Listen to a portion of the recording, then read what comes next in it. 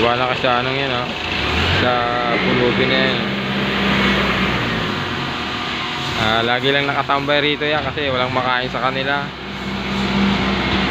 Kaya pinapabayaan na lang ng boss namin na maggalaw-galaw siya rito. Ano po yan eh, ulilan lubos na po yan eh.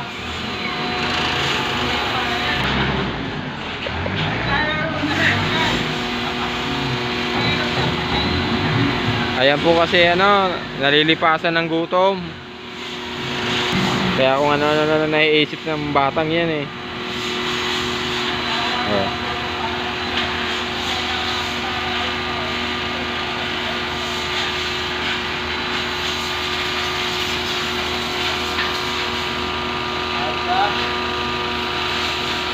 Nalilipasan po kasi ng gutom yan eh. Ayun, ayun pala, nangangalakal na lang siya.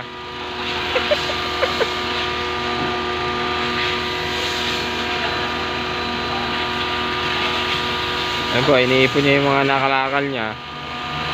Mamaya ibibenta niya, tas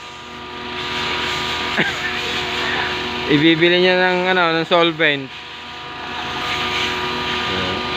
Araw-araw po nandito yan, pumupunta rito yan. Mula Lunes hanggang ano, hanggang Sabado.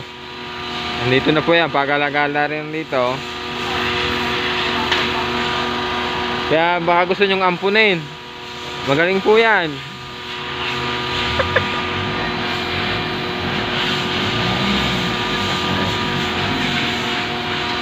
Lagi na po nandito yan eh, tumatambay lang.